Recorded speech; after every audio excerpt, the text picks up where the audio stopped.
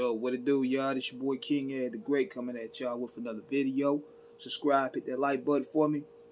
So I want to give my 2 cents on the BET Awards right here. And a lot of people have a lot to say. A lot of people have their opinions about it, and I'm about to give y'all mine. This is a prime example of the chickens coming home to roost on black culture. Let me explain why. We, as in gatekeepers, as in pundits, as in journalists, as in people that pretty much represent themselves as a part of the culture, we all to blame on it. We all to blame because we let so much slide. It's to the point where if you look at it now, there's no code, there's no morale, there's no honor, there's no form of dignity anymore. Everything is about the bag. Everything is about clout. Everything is about attention now. This is where we're at. And see, I said it years ago. Yeah, it started in 2004 when y'all let Lil Wayne slide, kissing baby in the mouth. Y'all niggas let it slide. I thought it was weird as fuck, but y'all letting it slide like, well, he ain't right. I kissed my dad. He even rapped about it. Ain't right. I kissed my daddy. I kissed my daddy. Nobody said nothing. Y'all let the dude, because he was hot, y'all went ahead and let him do what he wanted to do. He went ahead and called himself the best rapper alive. Nobody batted an eye. You would think, considering how ego-driven and how combative hip-hop is, this dude would literally have people coming at his neck. Nobody hardly did. They let that dude call himself the best rapper alive. Then you let him come out with leggings. Then you let him come out. Then you had Young Thug coming out there with the skirts.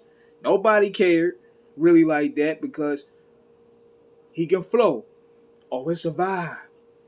Oh, he's nice. He know how to pick his beats. He has great melodies. Y'all let it slide. Who else? Soulja Boy came out with that goofy you. And you know, a lot of people said what they said. They won't feel it. It was trash. But then Ice-T was forced to lean back. They forced Ice-T, the nigga that made Cop Killer, to lean back. That's why I started seeing the change. When the gatekeepers started getting put in their place. Even Snoop was forced to lean back. You start seeing the gatekeepers getting pushed aside. Here's another one too. Y'all remember when Method Man called out Waka Flocka? Because you know Flocka said some stuff about he ain't concerned about lyrics and stuff, and Method Man called him out, and then they went at Method Man neck, and Method Man apologized. Now to Flocka's credit, he's a very humble individual, and it was no issue there. But Method Man was forced to lean back. Then y'all let Lil B in. Come out there with wearing grandma pearls. Come out there wearing Golden Girl dresses. He dumbed down the flow to where young bass guy coming in with the woo woo ha when they find you young bass.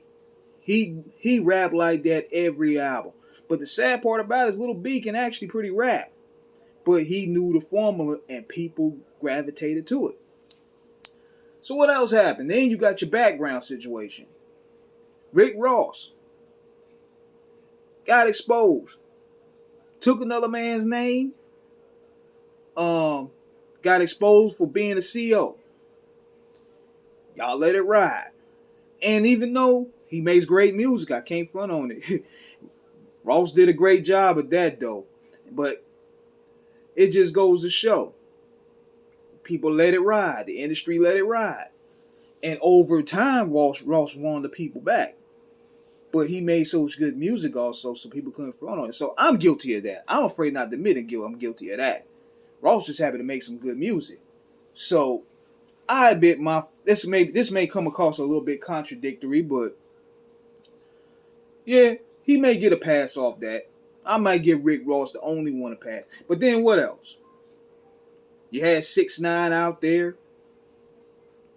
Y'all let him slide in the cracks. Pedophile. Can't rap. Troll. Disrespectful.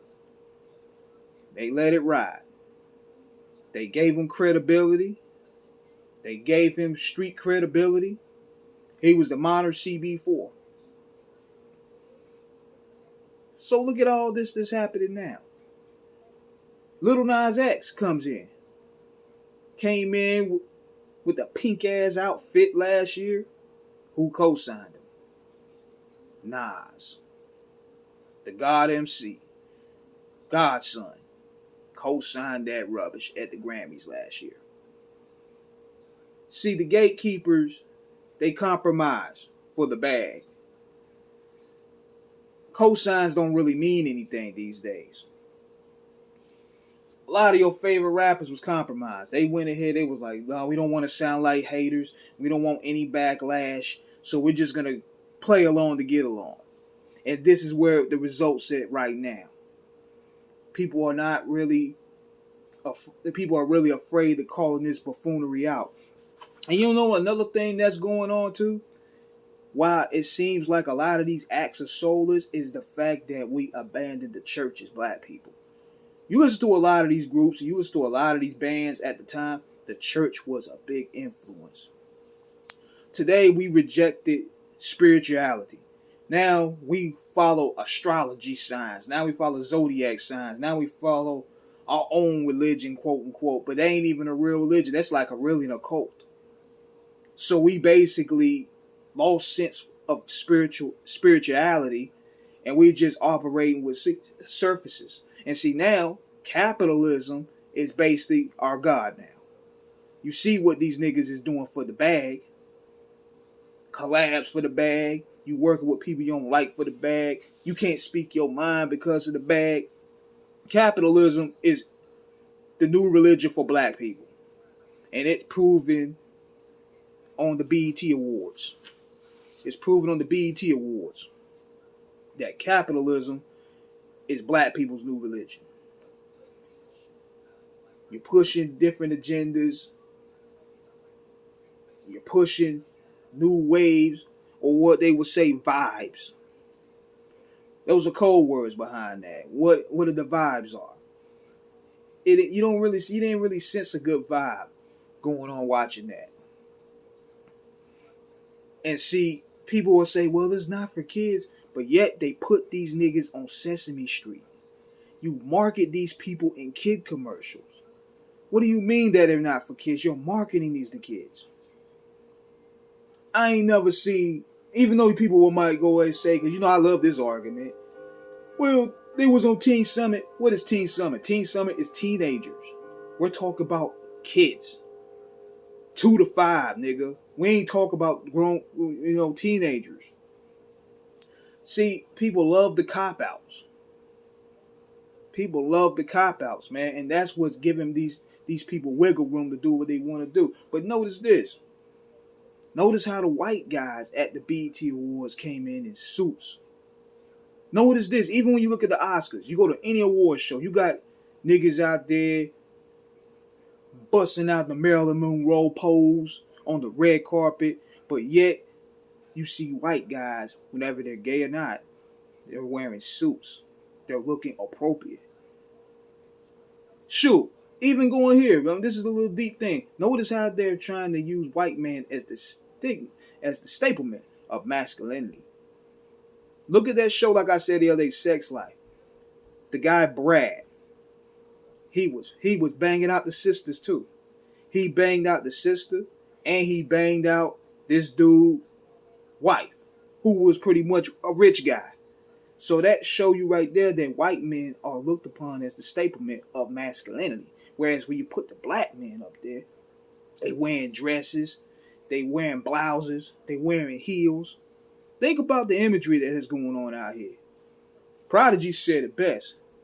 The battle of good and evil has just begun. And we at it right now. So that's my sign right there. The chicken is coming home to roost just after 20 years of buffoonery. us selling our culture, us giving passes, the gatekeepers getting bought out. All this stuff coming to roost. And this is the result right now. So let me know what you guys think. This is King Eric signing out. I'm going to have the Sky Zoo interview up. That's a good brother right there. So I'm going to have that up this week. So holla at me.